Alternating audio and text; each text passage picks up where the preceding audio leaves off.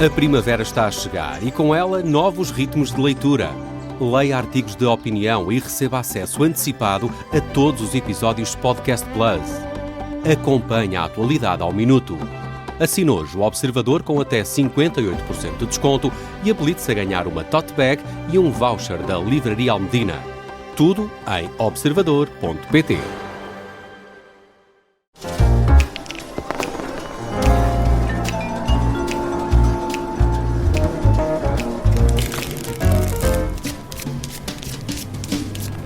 Há uma nova fase na política portuguesa que o novo presidente António José Seguro e o primeiro-ministro Luís Montenegro esperam que seja de estabilidade. O tabuleiro de jogo do mundo, esse está tudo menos estável e na jogada da semana do Fora do Baralho, os 4 ases, Susana Peralta, Luísa Aguiar Conraria, Jorge Fernandes e Nuno Garopa têm cartas e trunfos para os impactos económicos da guerra no Médio Oriente e para a gestão política que está a ser feita. Para já, e porque na primeira parte lançamos dados para outro tipo de jogadas, vamos começar com uma carta batida. Espadas, Luís Aguiar Conraria, para a incapacidade da justiça portuguesa em lidar com José Sócrates. O filme da renúncia de advogados repete-se. Já não sei em quantos vai, deve ir para em 6 ou 7. Eu acho que este... Vamos lá ver. De facto, eu se fosse advogado não aceitava ir agora trabalhar para este caso tendo apenas 10 dias para rever o processo. Isso não é minimamente razoável. Claro que a nossa argumentação é outra, é que é o próprio Sócrates que está a causar isto tudo e que isto é uma estratégia de Sócrates e como tal não temos de ter contemplações. Mas a verdade é que isto não é uma resposta. Porque estes processos de intenções que nós estamos a fazer, e que estão obviamente corretos, na minha opinião, valem muito pouco em tribunal e em instâncias de recurso. Em instâncias de recurso o que vale é o que se pode provar. Portanto, eu penso que estas soluções apressadas e entregar isto apenas à juíza que, coitada, tem de lidar com isto tudo, não é razoável. Não é razoável. E o próprio sistema, seja a academia, sejam os tribunais superiores, têm de quase que fazer uma reflexão, se calhar ter reuniões, fazerem um retiro para saber como é que se vai lidar com isto. Porque no fim nós sabemos que, qualquer que seja a solução, José Sócrates vai recorrer a instâncias superiores e é importante que a solução que seja encontrada agora seja uma solução que resista a futuros recursos. Portanto,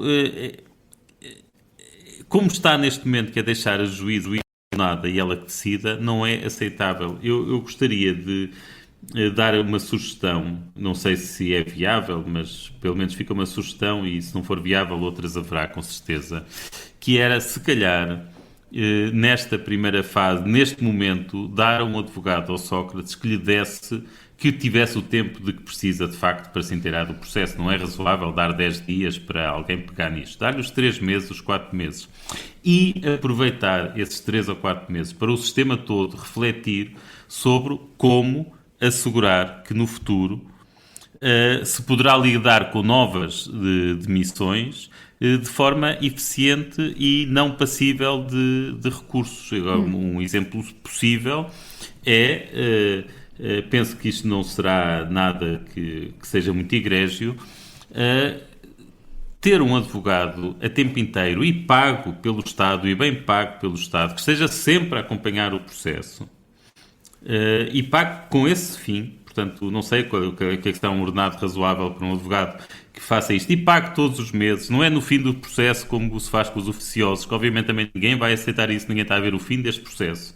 Portanto, nenhum advogado oficioso vai aceitar isto. Portanto, ter alguém especificamente pago para isto, que acompanhe todo o processo, que esteja sempre inteirado do processo, e que, portanto, possa a qualquer momento pegar nas coisas e depois, sem dar margem a José Sócrates, dizer que eu tenho um advogado que não está preparado. Mas se não for isto, outra solução. Agora, o que me parece que é necessário é o sistema todo refletir como é que, com a atual lei, com o atual Código de Processo Penal, é possível lidar com isto. Porque porque a lei, obviamente, não pode prever tudo e mais alguma coisa. Os códigos não podem prever tudo. É perfeitamente razoável que não tenhamos, que não estejamos preparados para situações como esta que o Sócrates nos está a criar. Mas o que não é razoável é depois não termos uma resposta e uma resposta coletiva que garanta que as decisões que a juíza vai tomando não sejam depois passíveis de recurso vitorioso no futuro. Sendo que desta vez a juíza decidiu continuar com o julgamento e estão a ser ouvidos testemunhos de pessoas que já morreram, para dar aqui tempo também à defesa para se preparar. Espera, disseste testemunhos de pessoas que já morreram, de certeza que... Sim, que estavam gravados. Estavam pré-gravados. Sim, pré-gravados. Faltou. Assustaste-me por uns momentos. Sim, são já estava a ver José Sócrates a ter mais um motivo para recorrer.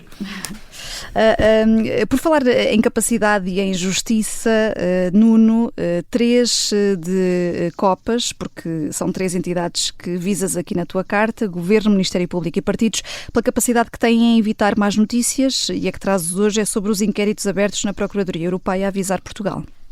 É realmente porque houve uma notícia já aqui há uns 10 dias sobre as estatísticas do ano 2025 e que também reportava as estatísticas do ano 2024 e fundamentalmente foram abertos 57 inquéritos e só foi deduzida uma acusação e a Procuradoria Europeia remete para a falta de capacidade do Ministério Público português de prosseguir com esses inquéritos em bons termos e, portanto, essencialmente a notícia o que vinha dizer é que, mais uma vez, o Ministério Público não consegue, a tempo e horas, desenvolver o seu trabalho. Ora, uma de 57 é uma taxa de resolução muito, muito, muito baixa. Foi completamente ignorado pelas instituições portuguesas e eu acho que isto vem de encontro a 2 pontos. Aliás, vai diretamente ao caso levantado pelo Luís no ponto anterior, que é, nós acabámos de aprovar 14 medidas da reforma da Justiça que foram muito elogiadas por muita gente e essas 14 reformas em nada alteram estruturalmente o problema que está identificado de resolução de um caso em 57, porque não tem absolutamente nada a ver com a reforma do Ministério Público. A creche, que agora a Ministra também diz que essas medidas que eram para evitar a dilação, as manobras dilatórias, afinal não se aplicam ao caso de José Sócrates. Portanto, a própria Ministra diz que o pacote que está aprovado não altera em rigorosamente nada o que se está a passar com o caso de José Sócrates, o que significa que José Sócrates pode continuar com manobras dilatórias porque o tal programa contra as manobras dilatórias não tem qualquer execuibilidade no caso de José Sócrates. Portanto, isto diz tudo daquilo que é a eficácia das medidas aprovadas pelo Governo. E tem a ver com outra discussão, que neste programa nós já fizemos e continua a estar no país, que é do controle prévio, porque aqui está um exemplo do que é que acontece no controle posterior. Uma taxa de resolução de 1/57. E, pelos vistos, isso não assusta as pessoas que são a favor da eliminação do controle prévio.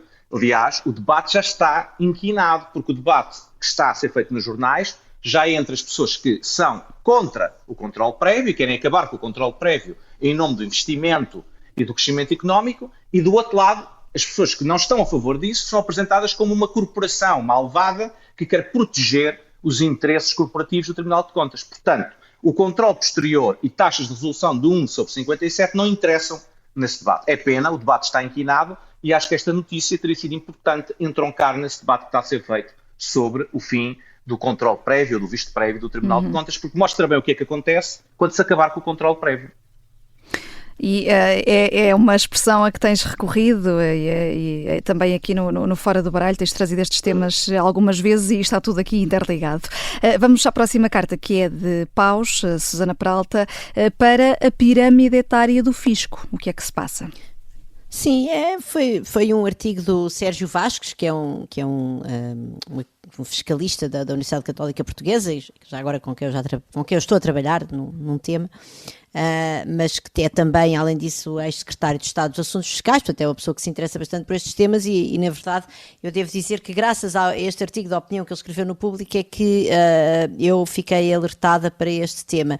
Mas é um problema que é comum ao setor público, portanto daqui a uns anos, há 2 ou 3 anos, saiu aquele estudo acerca da pirâmide etária dos professores do ensino público em Portugal, que é um grande problema, e isso é algo que é comum como provavelmente a outros serviços enfim, da administração pública ou do setor público em geral. Pronto, neste caso é realmente a propósito da autoridade tributária. Tenho aqui as percentagens, portanto, em 2022 saíram 300 pessoas para a reforma, e em 2023 e 2024 foram mais de 600 pessoas por ano. Quando nós olhamos para a pirâmide etária em 2024, 75% dos trabalhadores tinham mais de 50 anos e 35% mais de 60. A idade média das pessoas que trabalham na autoridade tributária é de 54, ou seja, de 55 anos. Isto em 2024, enfim, é preciso ver quem é que se formou em 2025, mas quer dizer, estamos a falar de uma mão de obra que é bastante envelhecida, por um lado, por outro lado que está a diminuir pelo próprio ciclo demográfico, portanto as pessoas reformam-se, ainda bem que assim é, e depois isto levanta uma série de desafios que o Sérgio Vasques elenca no seu curto artigo no Público, que tem a ver com a capacidade desta mão de obra mais velha de se adaptar à revolução tecnológica nas autoridades tributárias, não é? Que hoje em dia, com a melhoria dos sistemas de informação, com a inteligência artificial, etc., há maneiras muito mais eficazes de trabalhar ao nível das administrações tributárias, e claro que há aqui uma questão que se levanta, não quer dizer que não haja pessoas de idade mais avançada que tenham essa capacidade de adaptação, mas é claro que em princípio são as gerações mais novas, com outro tipo de formação mais virada para estas inovações tecnológicas, que podem dar esse salto. Pronto, e depois há aqui um problema também de uma falta de competitividade, que outra vez é comum ao setor público nas profissões mais diferenciadas, onde são precisas pessoas com mais nível de educação ou com outro tipo de competências no setor público, portanto uma dificuldade que a autoridade tributária já foi muito mais competitiva em termos salariais, que hoje em dia consegue sobretudo recrutar internamente dentro do próprio setor público, mas que isso, enfim, também é um modelo que se esgota. E eu acho que era importante um país que numa determinada altura, quando Manuela Ferreira Leite foi Ministra das Finanças, conseguiu dar um verdadeiro salto tecnológico e de gestão e de eficácia na autoridade tributária, para o bem e para o mal. Há pessoas que não gostam disto, eu sou a favor de termos uma autoridade tributária eficaz. Parece-me que está provavelmente numa altura em que era preciso abrir os olhos para esta realidade, porque isto é um elemento essencial da sustentabilidade das nossas contas públicas e também, isto é muito importante, da nossa confiança no setor público e, digamos, no Estado. O sistema de impostos é essencial, não é? Para as pessoas terem confiança e para manter um certo contrato social. Paus da Susana Peralta. Vamos agora à carta de ouros do Jorge Fernandes. Jorge, ficaste hoje para o último e é para o Presidente da Câmara de Lisboa, Carlos Moedas. A EGA, que é a Empresa de Gestão de Equipamentos e Animação Cultural de Lisboa, afastou Rita Rato da direção do Museu do Aljube. Estás a favor do facto de não ter sido reconduzida para escolheres aqui uma carta de ouros? Sim, quer dizer, antes de mais precisar, Vanessa, quer dizer que isto tecnicamente é a GEA, que é a empresa municipal que gera os equipamentos culturais, etc.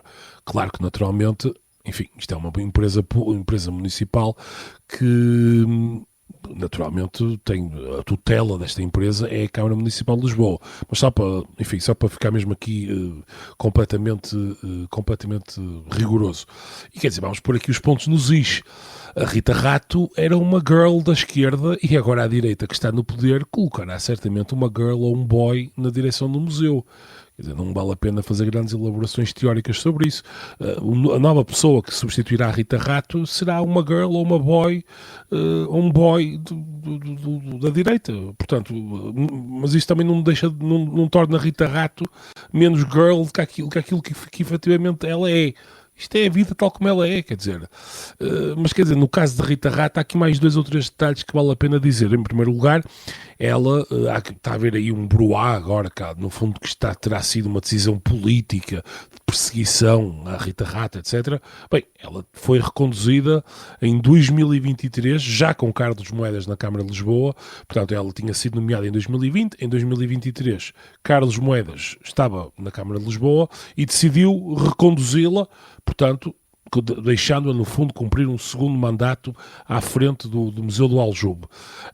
Importa também relembrar que, quando Rita Rato foi nomeada, houve muitas pessoas, inclusive muita gente de esquerda, estou-me a lembrar, por exemplo, da Irene Pimentel, que afirmaram publicamente que Rita Rato não preenchia os requisitos para ser diretora do museu, nomeadamente do seu ponto de vista académico, de preparação museológica, etc.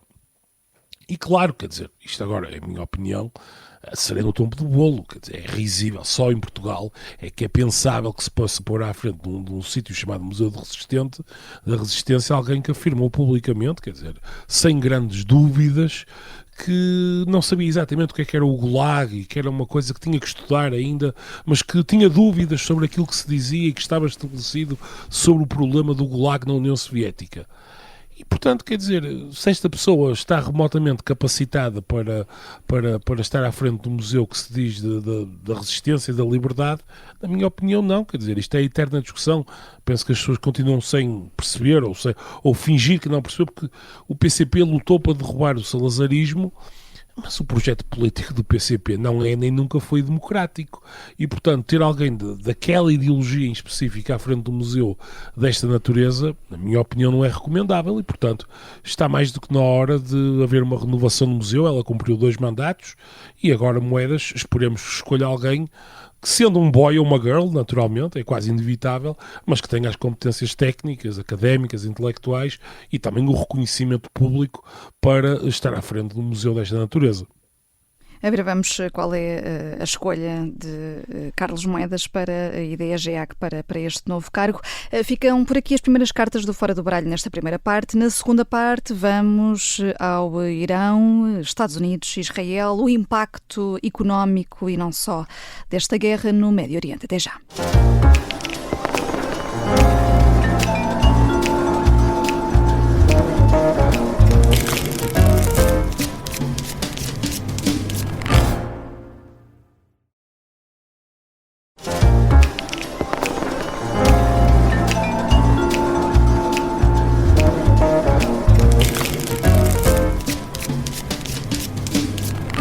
Disparam os preços dos combustíveis e toda a cadeia de abastecimento sai afetada, com o preço final da fatura, por exemplo, do supermercado também a subir. Jogada da semana do Fora do Baralho, de olho no impacto da guerra no Médio Oriente, na economia mundial, europeia e nacional e na gestão política e estratégica de tudo isto. Apesar de a Europa não importar petróleo iraniano, o bloqueio do Estreito de Hormuz está a ter aqui um efeito dominó. Susana Peralta, vemos a Agência Internacional de Energia libertar a maior quantidade de sempre de barris de petróleo, 400 milhões. Portugal contribui com 10% das reservas estratégicas do país, 2 milhões de barris. Se tivesses de escolher uma carta para esta crise, qual é que seria? Tem aqui os condimentos para ser uma crise mais do que circunstancial? Pois, isto é claramente uma crise, como crise é um as, no sentido em que vai ser uma crise se isto se prolonga, ou seja, se não se encontra rapidamente uma solução para fazer fluir o petróleo e o gás natural pelo Estreito de Hormuz, tem um potencial muito de grande gravidade para a economia mundial, apesar de há uma série de fatores que é preciso ter em conta. Ou seja, a economia mundial é obviamente hoje em dia menos dependente do petróleo do que era no final dos anos 70, há umas contas que dizem que um barril de petróleo no final dos anos 70 gerava aproximadamente $1.000 de PIB mundial e hoje em dia são precisos apenas 0,4 barris de petróleo para o mesmo PIB mundial, a preços correntes, isto é descontando a inflação. Enfim, depois há obviamente economias que são mais dependentes do petróleo, outras economias que são menos dependentes do petróleo, mas seja como for, o facto já agora do Estreito de Hormuz servir sobretudo para fazer fluir o petróleo e o gás natural para os países da Ásia, não nos protege em nada, porque os mercados são internacionais, não é? Portanto, o que isso faz é que haja uma restrição na oferta de petróleo, portanto o preço do petróleo vai aumentar e isso vamos todos pagá-lo. E repara, se no limite, por exemplo, os Estados Unidos, que são um país independente, soberano, autónomo em energia, ou seja, os Estados Unidos são exportadores de energia, portanto tem energia que chega para aquela que consome ainda para exportar, podem numa situação completamente limite, que também teria custos económicos gigantescos, banir as exportações, não é dizer, olha, a partir de agora todo o petróleo que nós produzimos fica cá. Não estou a dizer que o vão fazer, mas eles têm essa alavanca de emergência, mas a União Europeia não tem essa alavanca de emergência. A União Europeia importa um bocadinho mais de 50% da energia que consome, e portanto nós não sequer podemos fazer essa coisa, digamos, de desesperada, e portanto nós vamos estar sempre dependentes. É um trunfo que não temos, obrigada, é isso, Vanessa. E, portanto, nós vamos estar sempre dependentes, expostos a estas variações no preço do petróleo. Agora, essas variações no preço, não quero mais explicar isto, de uma certa maneira elas são boas, porque elas estão a transmitir às empresas e às famílias uma mensagem muito importante, que é: consumam menos petróleo, porque de facto não há. Pronto, e portanto também nós não podemos querer essas ideias de controlar o preço e tal, não funcionam. É muito importante, e vai ser muito importante, que tal como aconteceu em 2022, na altura da invasão da Ucrânia, chegar às empresas mais dependentes, mais críticas, mais dependentes do petróleo e mais críticas para o funcionamento da economia, de serviços essenciais, chegar às famílias mais vulneráveis e que precisam por exemplo, que vivem em zonas que não têm transporte público e que por isso mesmo dependem do transporte privado. Mas é preciso ajudar localmente as economias, não se pode começar a baixar impostos e a controlar preços e a dar dinheiro a toda a gente para consumir, porque não vai ser possível consumir a mesma quantidade de petróleo. Pronto, aqui o grande problema é que nós temos, junto à enorme incerteza das ideias de Donald Trump, que muda de objetivo para a guerra várias vezes por dia. Eu acho que o principal objetivo dele neste momento é fazer aqueles filmes, que anda a fazer aqueles vídeos tipo Top Gun, Casa Branca. Temos agora a grande incerteza também do lado do iraniano, quer dizer, o Irão sabe que a principal arma que tem para lixar a vida a toda a economia mundial é continuar a boicotar o tráfego pelo Estreito de Hormuz, e portanto, já inclusivamente disseram que mesmo que os Estados Unidos deixem de bombardear, que eles vão continuar ali a fazer das suas, e portanto nós entramos de facto numa situação de grande incerteza, e que, dependendo não só da duração da guerra, mas da duração do bloqueio do Estreito de Hormuz, que pode ir para além da guerra consoante o que o Irão consiga fazer, e digamos o daqui saia, que neste momento é de enorme incerteza, estamos a entrar num período que realmente podemos estar a entrar numa situação de recessão económica ao nível mundial, que vamos pagá-la a todos. Vai ser aqui o Estreito de Hormuz a chave para o fim deste conflito, Nuno Garopa? Vai ser a economia a ditar o fim? Não sabemos, quer dizer, é evidente que do ponto de vista doméstico interno dos Estados Unidos, esta guerra dividiu o Partido Democrata e, portanto, desse ponto de vista até reforçou Donald Trump, mas as consequências económicas que começam agora a desenhar-se são bastante preocupantes para o Partido Republicano para as midterms. Nós estamos a 7 meses dessas midterms, e evidentemente, se a situação económica se agravar bastante, e ao que tudo indica, isso pode acontecer com alguma probabilidade, o Partido Republicano estará numa posição muito fraca para as eleições de novembro.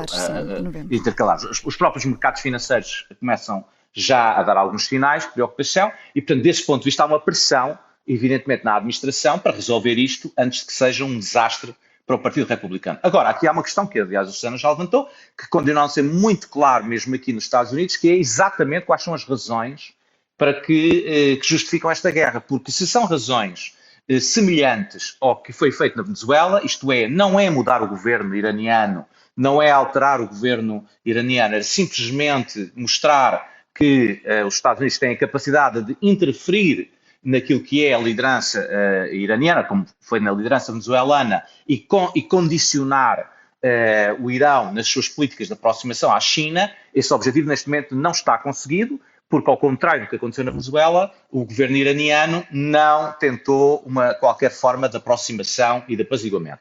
Agora, se o outro objetivo é assegurar a segurança de Israel, que aliás o Luís no último programa referiu-se a isso, se de facto isto é um problema que na verdade não é um interesse objetivo dos Estados Unidos, mas simplesmente os Estados Unidos decidiu ser o chaperone, o amigo, o companheiro de Israel, e quer assegurar a segurança de Israel para um período mais longo, também não é claro como é que isso é feito, e portanto não sabemos se a guerra são mais 4 semanas ou mais 4 anos, porque o que é a segurança de Israel e como é que se assegura a segurança de Israel. E, portanto, depende muito do que é exatamente o objetivo da administração americana. A guerra pode demorar muito ou pouco. Nem é claro para mim que a administração, no seu todo, tenha um objetivo claro.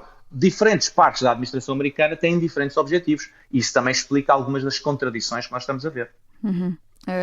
Mas consideras que Donald Trump subestimou aqui a capacidade do Irão? Depende exatamente do que é que nós estamos a falar, de qual era a capacidade do Irão, porque eu acho que eles sabiam que o Irão tem alguma capacidade de resposta. Eu acho que o que pode ter subestimado é, primeiro, aquilo que seria a oposição interna no Irão, e não me refiro apenas à oposição nas ruas, refiro-me à própria oposição dentro das estruturas do regime, que, como aconteceu na Venezuela, despacharam rapidamente o Maduro e chegaram a um acordo com a administração Trump. Isso não aconteceu. Claramente o regime insiste na versão mais radical. Aí, claro, pode ter sido subestimado a capacidade das diferentes oposições iranianas tomarem o poder contra a facção mais radical, que continua, neste momento, a ser quem manda no Irão. Vamos olhar aqui também para o caso português e a reação a esta guerra. O Ministro da Economia, Castro Almeida, disse em entrevista ao Explicador da Rádio Observador esta semana que não há ainda efeitos estruturais que se possam identificar em Portugal decorrentes desta guerra no Irão. Luís, o Governo tem estado a tomar as medidas corretas? Há este desconto sobre o ISP, o Imposto sobre os Combustíveis? Quer dizer, isto do ponto de vista económico, não faz sentido. Do ponto de vista económico, portanto, os impostos, se eram bons antes do preço do petróleo, portanto, se a estrutura de impostos que havia era correta antes de haver o disparado do preço, antes de haver esta guerra, continua a ser correta agora. Portanto, ou estava errada antes, ou estes ajustes são errados, e aqui a Susana já explicou isso. Sendo portanto, que em Portugal partida, 60% do que pagamos pelo gasóleo e pela gasolina são impostos, não é? Pronto, mas isso pode estar errado. Mas isso está errado independente, ou certo, independentemente disto do preço do petróleo ter subido ou não. A questão é que esses impostos existem, são impostos, esse peso fiscal existe na gasolina e nos produtos petrolíferos por uma questão ambiental. Portanto, isso pretende refletir o custo para o ambiente que é o uso de combustíveis fósseis. E esse custo é o mesmo, quer haja guerra, quer não haja guerra, e, portanto, a estrutura de impostos deve ser a mesma, quer haja guerra, quer não haja. Ponto final. E, portanto, depois, as variações de preços que existem são variações que avisam o mercado de que devem reagir. Portanto, se o preço do petróleo aumenta, é correto que nós passemos a usar menos de E se nós passamos a usar menos petróleo, a forma de o fazer é consumir menos, ou seja, é olhar para o preço e ir a pé em vez de encher o depósito. E, portanto, neste sentido, estas medidas não são corretas. Agora, objetivamente, são as medidas que toda a gente exige. Aliás, neste momento, 95% de quem nos está a ouvir deve estar em total desacordo comigo e achar que eu sou um teórico da economia, sem ligação à realidade, que não sei o que é viver com o salário mínimo e essas coisas todas que se dizem nestas ocasiões. Pronto, e é assim. Portanto, isto era uma medida necessária, se calhar do ponto de vista político. E este governo tem a tarefa facilitada, porque nós já tivemos um choque semelhante quando foi a invasão da Ucrânia por parte da Rússia, em que também os preços do petróleo e também do gás dispararam e também tivemos aquela crise inflacionista, depois com isso veio a crise inflacionista. Sim. E, portanto, já há toda uma série de medidas que foram tomadas agora que a qualquer momento podem ser reativadas. E nesse aspecto e nesse sentido, podem olhar para a experiência passada e reativar o que tiverem a reativar. Deixa-me só dizer aqui uma coisa. Neste momento, quer dizer, com grande probabilidade, nós estamos a ser muito mais pessimistas do que o que vai acontecer na realidade. Porque o problema deste tipo de análises é que nós não sabemos como encontrar alternativas ali ao Estreito de Hormuz e o que é que as empresas no mundo inteiro podem fazer para contornarem este problema. Nós não sabemos que soluções existem. Portanto, para nós isto tudo nos parece uma coisa insuperável. E falamos e fazemos os nossos comentários como se isto fosse uma catástrofe. Se o preço do petróleo disparar e se mantiver alto durante alguns meses, vai haver alternativas. Outros países vão aumentar bastante a sua produção de petróleo e de gás, garantidamente.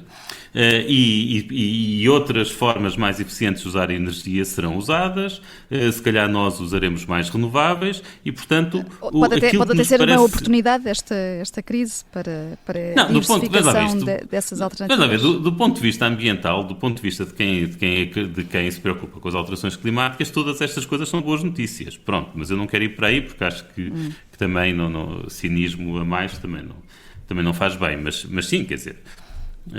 do ponto de vista ambiental isto é uma oportunidade, portanto se os combustíveis fósseis ficam muito caros, obviamente as restantes fontes de energia alternativas ficam mais atrativas. Sendo que Donald Trump autorizou de forma temporária a venda de petróleo russo, foi esta sexta-feira. Jorge, ainda vai ser a Rússia a ganhar fôlego com este conflito no Irão e nos países do Golfo? Sim, aliás, o que o Luís estava a dizer é exatamente verdade. Quer dizer, o mercado encontra sempre soluções, tende sempre a um equilíbrio onde se vai encontrar soluções diferentes para conseguir o preço mais baixo possível e para conseguir, apesar de tudo, manter as coisas a funcionar. Jorge, desculpa, posso só dizer uma coisa, para não parecer um calhau sem sentimentos. Mas lá ver, eu percebo a questão de ser necessário apoiar as pessoas que ganham mal e que sofrem muito com isto. Simplesmente os mecanismos não são estes. Ok? Só essa a questão. Mas eu não discordo. Okay? Eu não estou a falar de ti. Tem que ser medidas dirigidas. Eu estou mesmo a falar para a nossa audiência, ok? Porque senão agora quem me ouviu pensa mesmo que este gajo tem um coração de sangue. E não tenho. E eu concordo contigo. Tem que ser medidas dirigidas. O problema do ISP é que é horizontal e nós só conseguimos fazer isto bem dirigindo as medidas. Acho que é isso. Muitas vezes isso é muito difícil, é muito difícil, como sabemos, não é? Não é nada. Enfim. Como assim é muito difícil? Não é nada difícil, então é só... Não é difícil, apoiar as pessoas que precisam. Apoiar as pessoas, dar dinheiro a quem precisa. Então, dar dinheiro a quem precisa. Como assim é difícil? É facílimo. Pronto, mas então, se me deixarem... Eu acho, só para dizer aqui o que o Luís disse, eu concordo absolutamente, quer dizer, pagar 60% de impostos em qualquer momento, seja no momento em que a coisa está mais alta ou mais baixa, não tem qualquer tipo de sentido e era uma coisa que deveria ser revista em Portugal, mas enfim, sabemos bem que o Estado em Portugal está viciado em impostos e as coisas são o que são e não me parece também que haja qualquer tipo de incentivo de nenhum governo para mudar isso. Relativamente ao que estávamos a dizer, bem, na verdade, aparentemente a Rússia já está a ser uma vencedora de tudo isto, o que causa grandes preocupações, nomeadamente na Ucrânia. O Financial Times de hoje, digamos a parangona do Financial Times, é que a Rússia está a ganhar cerca de 150 milhões de dólares por dia, portanto, o que é uma coisa absolutamente absurda, não é? Já desde o início da guerra, devido à subida do preço do petróleo e do gás. E, enfim, as estimativas que eles fizeram é que se a guerra demorar um mês, a Rússia pode ter um lucro, digamos assim, em relação àquilo que esperava, de cerca de 2 mil milhões de dólares, o que, naturalmente, numa situação em que como nós estávamos antes, não é? Em que estávamos, no fundo, a tentar asfixiar economicamente a Rússia e cortar os laços comerciais com a Rússia para, no fundo, tentar ajudar, através disso, a guerra da Ucrânia, isto, no fundo, aqui num mês ou dois, podemos desfazer praticamente todos os benefícios que possamos ter montado, nós, quando eu digo nós, é a Europa e Estados Unidos, enfim, todas as sanções que montamos. Portanto, sob esse ponto de vista, Donald Trump aqui, enfim, a fazer um cálculo, não sabemos se bom ou mau, porque se calhar do ponto de vista dele, ajudar o regime russo até pode ser bom, nunca sabe. Para citar o ex-presidente Marcelo, quem sabe ele até não pode ser um agente do KGB, estou a brincar, isto é aqui um alerta de ironia. E depois, claro que há aqui outro problema. Tem havido muitas conversas e muitas discussões nos jornais internacionais e conseguimos ver enfim, nas notícias americanas e tudo, de que haverá aqui uma ideia de Donald Trump, no fundo, de tentar, de alguma maneira, cortar o acesso a alguns dos pontos estratégicos que a China tem para o abastecimento de petróleo. Venezuela, que exportava correspondia sensivelmente sensivelmente a 5% do consumo da China, portanto, em petróleo, e agora o Irão corresponderia essencialmente a 15, 20%, dependia um bocadinho. Portanto, na verdade, o que podemos estar aqui, emergindo a Rússia como grande vencedor de tudo isto, o que podemos estar aqui a caminhar é para uma solidificação, digamos assim, de uma aliança Rússia-China, que, como nós sabemos, desde os tempos em que, como se dizia, Mr. Nixon goes to Beijing, desde o tempo dessa altura, sabemos que partir qualquer aliança China-Rússia é um ponto central da política americana e um ponto central para os americanos conseguirem dominar o mundo. Portanto, Donald Trump está aqui a fazer tudo o que poderia ser errado, quer dizer, não há está nenhum a arriscar motivo, está a arriscar de uma maneira absolutamente arrasadora, e está a arriscar demasiado, até porque, convenhamos, enfim, se lerem alguns jornais ou falarem com pessoas, por exemplo, que estão em Israel, a sensação que havia em Israel é que o Irão estava, digamos assim, na modo baixo, isto é, Gaza correu mal, o Hamas estava numa situação muito debilitada, o Hezbollah numa situação muito debilitada estava, o Israel estava a caminhar até para uma normalização de relações com os países do Golfo e os países árabes, em alguns países árabes, e eu vou terminar só a dizer o seguinte: a única pessoa nem é o país, a única pessoa que é um verdadeiro vencedor de tudo isto é Benjamin Netanyahu. O Golfo está completamente em pânico porque está a pôr, e no fundo esta guerra põe em risco o modelo de negócio que eles construíram nos últimos 20, 30 anos, um modelo de negócio de impostos muito baixos ou inexistentes, petróleo, expats, gente a fazer negócios lá, e no fundo eles a serem uma espécie de sítio seguro numa região muito turbulenta, serem um nó de comunicações, de aeroportos, etc. Portanto, todo o modelo de negócio deles está em risco total, digamos assim. Não só por agora, mas pela incerteza que haverá no futuro. Os Estados Unidos, as coisas são o que são, com problemas muito, muito potenciais e muito fortes dentro da coligação republicana, que está a ficar partida entre aqueles que são, no fundo, MAGA e que são isolacionistas, e aqueles que, apesar de tudo, ainda sobrevivem com a ideia deste internacionalismo liberal de exportar a democracia.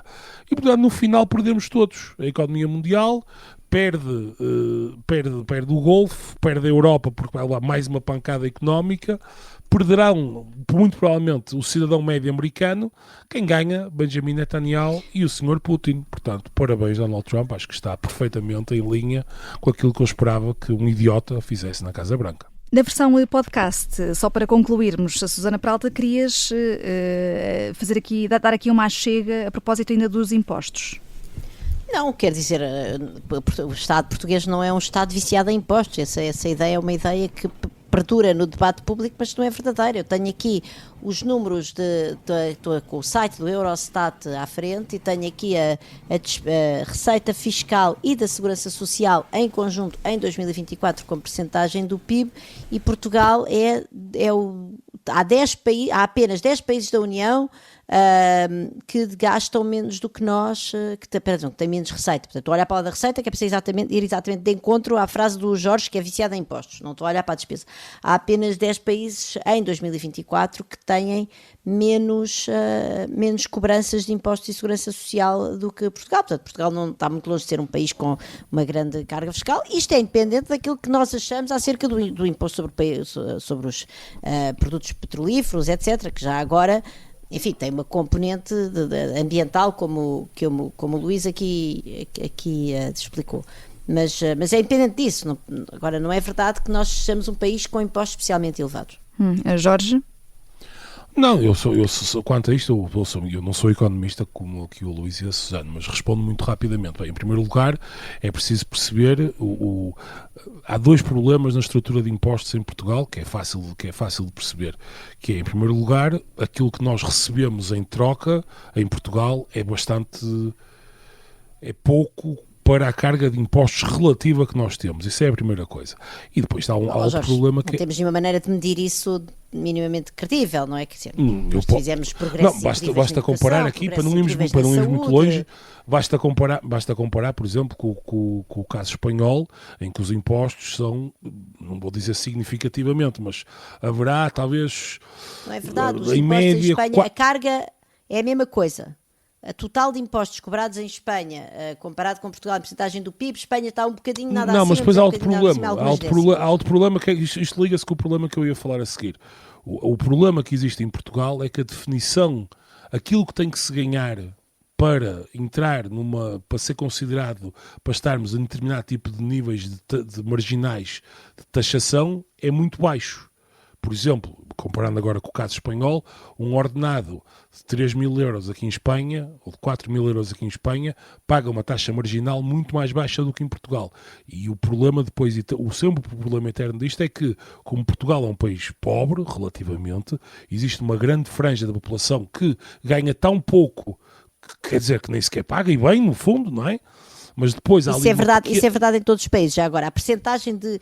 Enfim, isso agora era... Aí já estamos a entrar no outro debate, que é o debate da estrutura dos impostos e... Não, mas o que eu queria dizer mas há sempre uma grande percentagem há sempre uma grande percentagem de contribuintes que não pagam impostos em todos os países. Deixa-me ajudar-te, Jorge.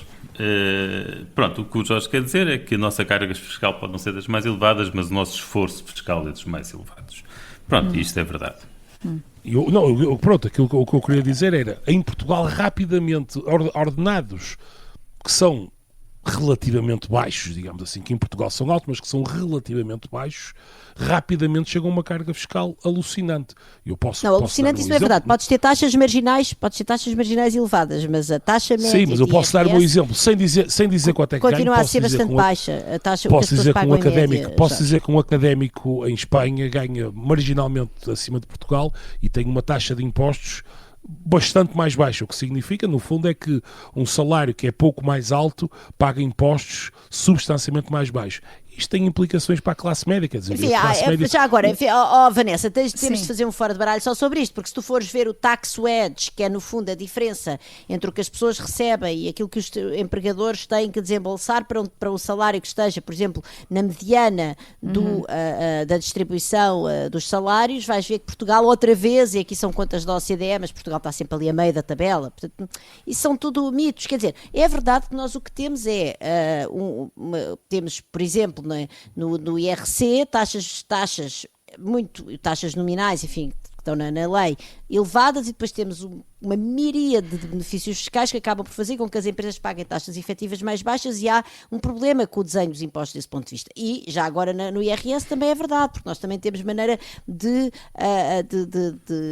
deduzir com imensas coisas. Depois, por exemplo, há muitos impostos sobre rendimentos de capital que não pagam taxas tão elevadas. Enfim, é todo um debate sim, teríamos aqui discussão. Mas quando tu olhas para esse, por exemplo, no salário mediano, tu vais ver os números da OCDE e vais ver que o nosso tax wedge, que é assim que nós chamamos, está ali a meio da distribuição também da OCDE. Antes de terminarmos, queria só perguntar, para não deixar passar em branco a primeira semana de presidência de António José Seguro, que carta do baralho, ou uma carta fora do baralho, é que atribuiriam a estes primeiros sinais dados pelo novo inquilino de Belém? Nuno? Luís, desculpa. Pois, não sei, dou-lhe copas por ser olha, dou-lhe espadas, mas aqui espadas no bom sentido, porque ele teve de desbravar mesmo caminho e teve de combater bastante para chegar onde chegou, e da verdade foi verdadeiramente surpreendente e empolgante. Agora, para explicar a sua presidência, vamos ter de esperar um bocado. Susana? Pois eu acho também, quer dizer, o Presidente tomou posse na segunda-feira, vamos lá ver como é que vai ser a presidência dele. Eu vou-lhe dar, não um rei, porque isto não é uma monarquia, é uma presidência, portanto vou-lhe dar um valete, talvez de ouros, por aquilo que ele vem trazer de equilíbrio ao sistema político. Ou seja, de nós termos agora um Presidente que é um Presidente de centro-esquerda, acho que isso é muito importante para o equilíbrio da nossa democracia neste momento, e agora vamos deixá-lo exercer a sua presidência e cá estaremos para falar dele. O Nuno também vai esperar para ver, e tu, Jorge? Eu também vou esperar para ver. Posso dizer que, ao contrário da polémica que vai por aí, acho muito bem que a mulher de António José Seguro compre o que quer, gaste o dinheiro que quer, dinheiro gasto com dinheiro que se ganha honestamente e com trabalho, deve-se gastar como se gosta e como se quer e para ocasiões especiais. Então a tua carta é para a mulher do António José Seguro? Esse falso moralismo de que as pessoas têm que, só porque é político, têm que estimá-lo ou gastar pouco dinheiro para viver como aos pobrezinhos. Epá, não, nem pensar. Tens aí uma rainha para a primeira-dama? Completamente. Terminamos com uma das cartas mais altas do baralho, aqui um acrescento na versão podcast do Fora do Baralho. Estamos sempre em podcast, já sabe, e pode escrever-nos para fora do baralho @observador.pt.